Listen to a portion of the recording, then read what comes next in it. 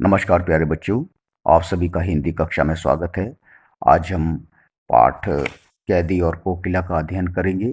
कैदी और कोकिला रचना जो है माखनलाल चतुर्वेदी जी ने लिखी है। इस कविता को पढ़ने से पहले आइए इस कविता का मर्म समझे, इस कविता का भाव को समझे कि इस कविता के माध्यम से कवि हमें क्या बताना चाहते हैं। तो ये कैदी और कोकिला माखनलाल चतुर्वेदी द्वारा लिखित रचना है। इस कविता में एक कैद भरे जीवन अर्थात एक गुलामी भरे जीवन व कोयल के द्वारा एक आज़ाद भरे जीवन के बीच में अंतर को बताया गया है।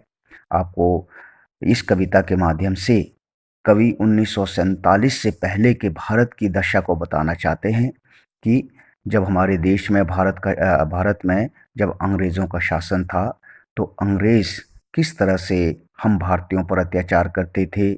हमारे जो क्रांतिकारी होते थे, हमारे जो फ्रीडम फाइटर्स होते थे, हमारे स्वतंत्रता सेनानी होते थे, उनके साथ किस तरह का दुर्व्यवहार करते थे, किस तरह से उन्हें यातना देते थे, टॉर्चर किया जाता था, किस तरह उन्हें पीड़ा पहुंचाई जाती थी, किस तरह से उन्हें जेल में कई तरह के काम करवाए जाते थे, बहुत मुश्किल भरे काम करवाए जाते थे। और इसी के साथ उन्होंने ये भी दर्शाने की कोशिश की है कि यदि मनोबल ऊंचा हो, यदि डिटर्मिनेशन पावर स्ट्रांग हो और यदि सहन शक्ति हो, तो हम हर मुसीबत का सामना कर सकते हैं। और इसी भाव को यहाँ पर कैदी कैद में जो स्वतंत्रता सेनानी थे, जिस प्रकार अंग्रेज दुर्व्यवहार करते थे, लेकिन हमारे क्रांतिकारियों ने उनके इस यातना को, उनके इस टॉर्चर को, उनके इस अत्याचार को हंसते हंसते सहन किया। लेकिन उन्होंने जो आज़ादी का एक मशाल जला कर रखा था, आज़ादी की भावना उनके मन में थी, उसे कभी भी उन्होंने कम होने नहीं दिया, भले ही उनको कई तरह के अत्याचारों को सहन करना पड़ा। तो इस तरह एक कैद भरी जीवन और एक आज़ादी भरे जीवन के बीच में अंतर को यहाँ पर बताया जा रहा है। और अंग्रेज जेल में किस तरह हमें हमारे क्रांतिकारियों को यातना देते थे, इस बात को जो है स्वयं कवि ने सहा है, खुद इसे महसूस किया है, खुद उन्होंने इस दुख को उठाया है।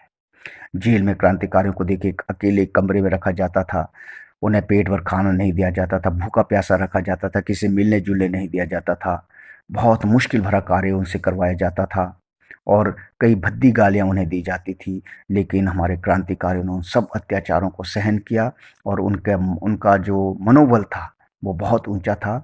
उनके मन में एक इच्छा थी, उनका एक ही जीवन का उद्देश्य था कि देश को आज़ाद करना। भले ही देश को आज़ाद करने के लिए कितना ही दुख क्यों ना करना पड़े, वो उफ तक नहीं करेंगे।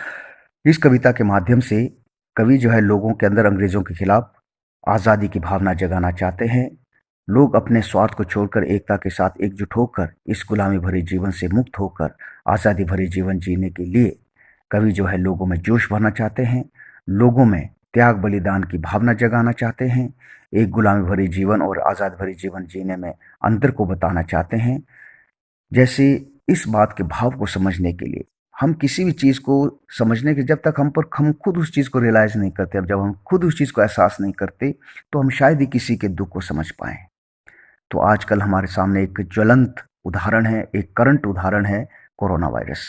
आप सब जानते हैं हम इस कोरोना वायरस से पीड़ित हैं और पूरा विश्व जो है कोरोना वायरस की चपेट में है, इस महामारी की चपेट में है। और सब लोगों को जो है एक अपने अपने घरों के अंदर जो है रहना पड़ रहा है, एक कैद भरे जीवन जीना पड़ रहा है। वे आज़ादी से बाहर घूम फिर नहीं सकते, इधर उधर जा नहीं सकते, बाहर विद्यालय नहीं जा सकते, आप बाजार नहीं जा सकते, आपको केवल आपके घर के अंदर ही रहना है। इस चीज़ को, इस यातना को, इस टॉर्चर को हम स्वयं महसूस कर सकते हैं। तो ये तो अंग्रेज़ों का शोषण था, अंग्रेज़ों का अत्याचार था जब हम गुलाम थे। हम तो अभी भी आज़ाद हैं, कुछ समय के लिए हम लोग कैद में हैं, लेकिन उस समय लगभग 200 सालों तक हम लोग अंग्रेज़ों के अधीन रहे। तो खुद एक इस चीज़ को सोचने का हम लोग इस चीज़ को महसूस कर सकते हैं कि उस समय के लोगों की हालत किस प्रकार की रही होगी। तो इसी बात को बताने के लिए कवि ने इस कविता के माध्यम से हम भारतीयों को ये बताना चाहते हैं कि आज़ादी हमें आसानी से नहीं मिली है। इस आज़ादी को पाने के लिए हमारे क्रांतिकारियों ने बहुत संघर्ष किया है, बहुत स्ट्रगल किया है, तब जाके हम ये चैन भरी ज़िंदगी जी रहे हैं। तो आइए अब हम इस कविता का आगे व्याख्या करते हैं। देखिए, आमतौर पर देखिए कोयल को ही यहाँ पर इसलिए चुना गया है कि कोयल की आवाज़ जो है बहुत मीठी आवाज़ होती है और कोयल सब पक्षियों में आवाज़ जो है कोयल की सबसे मधुर होती है। इसीलिए कोयल की आवाज़ को सब पसंद करते हैं। और कोयल जो है आमतौर पर हमेशा जो है वो सुबह या दोपहर के समय या दिन के समय ही कूकती है या बोलती है। लेकिन इस कविता में कोयल जो है अपने इस स्वाभाविक रूप को छोड़कर, अपने नेचुरल रूप को छोड़कर वो जो है आधी रात को चीख रही है, आधी रात को बोल रही है। कोयल के इस तरह आधी रात को बोलने पर कवि जो है कोयल से कई तरह के सवाल पूछ रहे हैं। अब उन्हीं सवालों में देखिए यहाँ पर पूरी इस कविता का सार क्या बताया गया, देखिए कैदी और कोकिला। कैदी और कोकिला में ब्रिटानी उपनिवेशवाद के शोषण तंत्र का बारीकी विश्लेषण करती कैदी और कोकिला की। ब्रिटानी जो ब्रिटिशर्स उपनिवेशवाद है, जो यहाँ पर एक व्यवसाय करने के लिए आए थे, लेकिन हमारे वो बाद में इसी देश के, जो हमारे भारत के, वो एक शासक बन गए थे। और उनके शासन में किस तरह से शोषण होता था, किस तरह से अत्याचार होता था, किस तरह से लोगों को पीड़ा पहुंचाई जाती थी, इसका बारीकी विश्लेषण, इसका बारीकी एनालिसिस जो है इस कविता कैदी और कोकिला में कवि करवा रहे हैं। और ये कविता जो बहुत लोकप्रिय रही, लोग बहुत फेमस रही। ये कविता भारतीय स्वाधीनता सेनानियों के साथ, हमारे भारतीय क्रांतिकारियों के साथ जेल में किए गए दुर्व्यवहारों और यातनाओं का मार्मिक साक्ष्य प्रस्तुत करती है कि जेल में किस तरह से क्रांतिकारियों के साथ दुर्व्यवहार किया जाता था, उन्हें टॉर्चर किया जाता था। इसका जो बड़ा हार्ट टचेबल वर्णन यहाँ पर प्रस्तुत किया गया है। कवि जेल में एकाकी और उदास है। कवि स्वयं जेल में रहे हैं, तो उन्होंने जेल की स्थिति बताई कि जेल में उन्हें अकेला रखा जाता है, एकाकी मतलब अकेला रखा जाता है, और इस अकेलेपन के कारण वो बहुत उदास हैं। कोकिल से अपना मन का दुख, असंतोष और ब्रिटानिश शासन के प्रति अपना आक्रोश को व्यक्त करते हुए कहता है कि देखिए अकेला है। तो उस समय उन्हें कोयल दिखाई देती है, तो वो अपने कोयल से अपना दुख बांट रहे हैं। यहाँ पर कोयल के माध्यम से वो अपना दुख बांट रहे हैं। और जेल में जिस प्रकार का उन्हें दुख पहुंचाया जाता है, किस प्रकार वो अंग्रेज़ों के शासन से अनसेटिस्फाइड है, असंतुष्ट अनसेटिस्फाइड है, और किस प्रकार ब्रिटानिश शासन के प्रति उनके मन में बहुत गुस्सा है, इस सब को जो है वो कोयल के माध्यम से बता रहे हैं। ये समय मधुर गीत गाने का नहीं, वे कोयल से कहते हैं कि ये समय मीठे गीत गाने का नहीं है, ये समय खुशी के गीत गाने का नहीं है, बल्कि मुक्ति के गीत गाने का है। बल्कि ये समय मुक्ति का गीत, आज़ादी के गीत गाने का है, आज़ादी के गीत गाकर लोगों के अंदर जोश भरने का है। ना कि ये समय प्रेम मोहब्बत के गीत गाने का है, खुशी के गीत गाने का है, बल्कि ये समय एक आज़ादी के प्रति लोगों के अंदर देशभक्ति की भावना जगाने का है। कवि को लगता है कि कोयल भी पूरे देश को एक कारागार के रूप में देखने लगी है। कवि को लगता है कि कोयल भी इस पूरे भारतवर्ष को एक जेल के रूप में देखती है, और वो भी इस अंग्रेज़ों के शासन से खुश नहीं है। इसलिए वो अपने स्वाभाविक रूप को छोड़कर वो जो है आधी रात को चीख रही है, आधी रात को बोल रही है। इस तरह कवि जो है कोयल के आधी रात को चीखने पर या बोलने पर कई तरह के सवाल करे। देखिए कवि क्या कहते हैं, क्या गाती हो, क्यों रह जाती हो, कोकिल बोलो तो। इस पंक्ति में ये बताया जा रहा है कि हे कोयल, तुम इस तरह आधी रात को क्या गाना चाहती हो, इस तरह तुम आधी रात को क्या गाना चाहती हो, क्यों रह जाती हो, तुम्हारे मन में ऐसा कौन सा दुख है कि तुम बहुत बेचैन हो। हे कोयल कहो, आखिर ऐसी क्या बात है, क्या लाती हो, संदेश किसका है, कोकिल बोलो तो। हे कोयल कहो, आखिर तुम क्या किसी का संदेश लेकर आए हो, क्या कोई महत्वपूर्ण संदेश लेकर आए हो कि तुम मुझे आधी रात को सुनाना चाहती हो। हे कोयल कहो, आखिर ऐसी क्या बात है कि तुम अपने स्वाभाविक रूप को छोड़कर आधी रात को बोल रही हो। अब देखिए बेटा, इन पंक्तियों में कवि ने जेल की स्थिति के बारे में बताया कि स्वतंत्रता सेनानियों के साथ, क्रांतिकारियों के साथ जेल में किस तरह का व्यवहार किया जाता, उन्हें किस तरह रखा जाता था। देखिए काली ऊंची दीवारों के घेरे में कवि कह रहे हैं कि हम क्रांतिकारियों को, हम स्वतंत्र सेनानियों को जेल में जो है काली दीवारों के घेरे में, काली चार दीवारी के अंदर जो हमें कैद करके रखा जाता था, डाकू चोरों बटमेरों के डेरे में। और अब सब जानते हैं कि जेल में तो वही लोग जाते हैं जो अपराधी होते हैं, जो क्रिमिनल होते हैं, जैसे डाकू है, चोर है, बटमार है, पॉकेट मार है, कहते हैं जो खूनी है, ऐसे लोग ही जेलों में रखे जाते हैं। तो कह रहा कि इन अपराधियों के साथ हम क्रांतिकारियों को रखा जाता है। जीने को देते नहीं पेट भर खाना, आप देखिए, कह रहे कि हमें जेल में जो है पेट भर खाना भी नहीं मिलता था, हमें जो है पेट भर के भोजन भी नहीं मिलता था, और इतना वो यातना देते थे, इतना टॉर्चर करते थे, इतना पीड़ा पहुंचाते थे कि मरने भी देते नहीं, तड़प रह जाना, कि ना हमें वो जीने देते थे, ना हमें मरने देते थे, बस हमें वो दिन रात तड़पाते थे, हम पर यातना करते, हम पर टॉर्चर किया करते थे।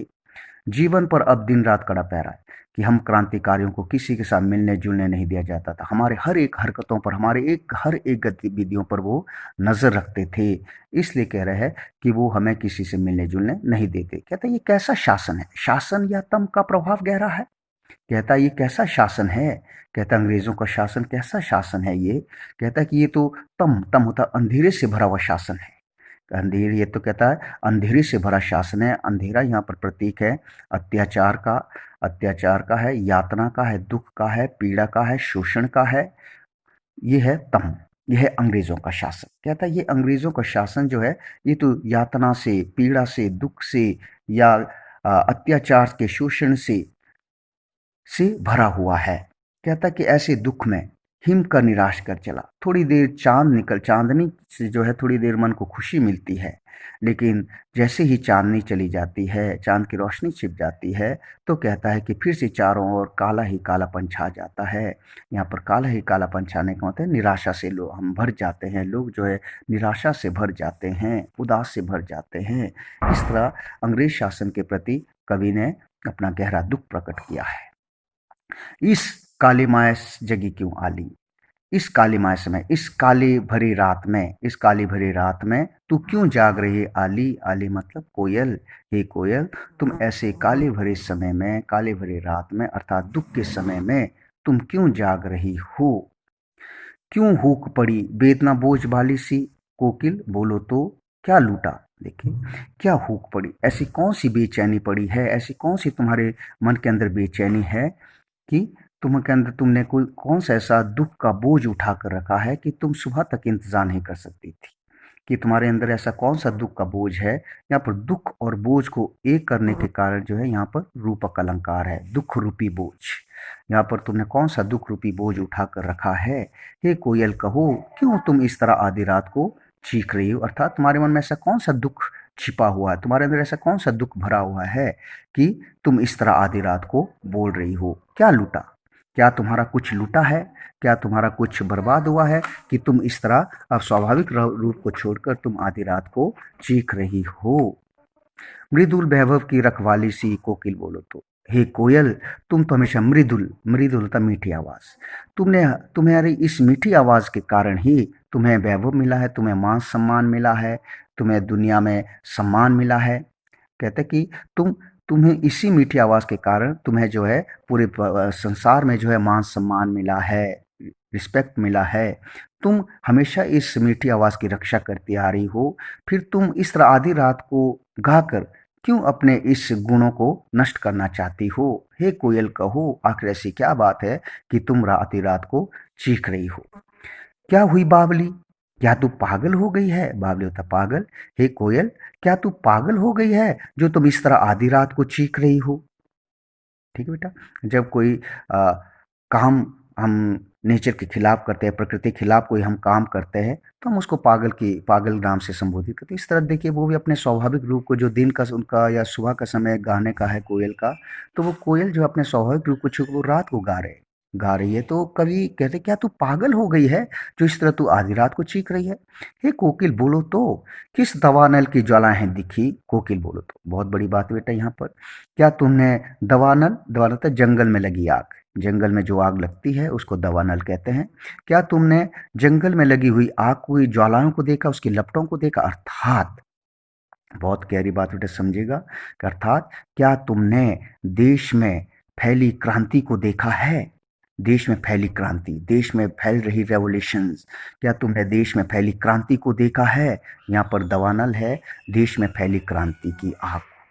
क्या तुमने देश में फैली क्रांति को देखा है जो तुम मुझे सुनाना चाहती हो, जो तुम मुझे रात को बताना चाहती हो। हे कोयल कहो, आखिर ऐसी क्या बात है कि तुम आधी रात को गा रही हो। आशा करता हूँ आपको यहाँ तक जो है पंक्तियाँ समझ में आ गई होगी। आगे की पंक्ति हम अगले अगले भाग में करेंगे। धन्यवाद।